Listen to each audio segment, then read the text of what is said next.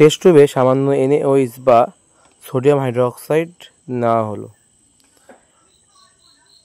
এই যে হচ্ছে সোডিয়াম হাইড্রোক্সাইড NaOH বা সোডিয়াম হাইড্রোক্সাইড। তারপর তাতে সামান্য পরিমাণে জল মেশানো হলো, খুব সামান্য পরিমাণে জল মেশানো, হালকা ঝাঁকানো হলো। তারপর সেটাকে সোডিয়াম হাইড্রোক্সাইডের ক্ষারীয় দ্রবণ প্রস্তুত করা হচ্ছে এইভাবে, হালকা ঝাঁকানো হলো, ঠিক আছে।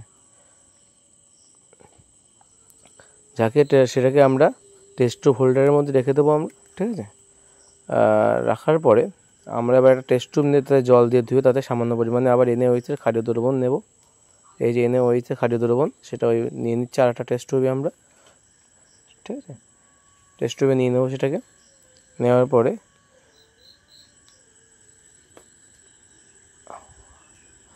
পরে এবার আমাদের যে দ্বিতীয় একটা টেস্ট টিউবে ফোঁটা ফোঁটা করে মিথাইল অরেঞ্জ বা ফেনাপথ্যালিন সলিউশন বলা হয় এটাকে, ঠিক আছে, বা হচ্ছে মিথাইল অরেঞ্জও বলা হয়ে থাকে এটাকে ফোঁটা ফোঁটা করে দেবো এবং কী দেখতে পাবো আমরা, গোলাপি রঙ হয়ে যাবে। তাই এই জন্য এর নাম হচ্ছে মিথাইল অরেঞ্জ। কী কালার হয়ে যাবে? এটা গোলাপি কালার হয়ে যাবে।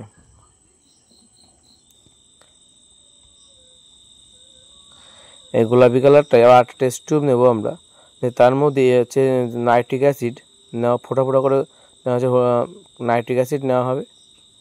এই যে সামান্য জল দিয়ে তার মধ্যে নাইট্রিক অ্যাসিড নিলাম, নাইট্রিক অ্যাসিড নিয়ে হালকা ঝাঁকিয়ে নিলাম যাতে নাইট্রিক অ্যাসিডের জলীয় দ্রবণ তৈরি হয়। তারপর ড্রপারে করে কয়েক ফোঁটা নাইট্রিক অ্যাসিড তুলে নিলাম। তার থেকে তুলে নিয়ে আমাদের আগে যে হচ্ছে অরেঞ্জ কালারের যে দ্রবণটা ছিল তার মধ্যে ফোঁটা ফোঁটা করে দিয়ে দেবো। দিলে কী পরিবর্তন দেখতে পাবো আমরা? ফোঁটা ফোঁটা করে দিয়ে দিলাম, দেখতে পাচ্ছি হালকা ঝাঁকালেই দেখতে পাচ্ছি সেটা কালারটা কিন্তু ভ্যানিশ হয়ে গেল, ঠিক আছে। এটাই ছিল আজকের প্র্যাকটিক্যাল।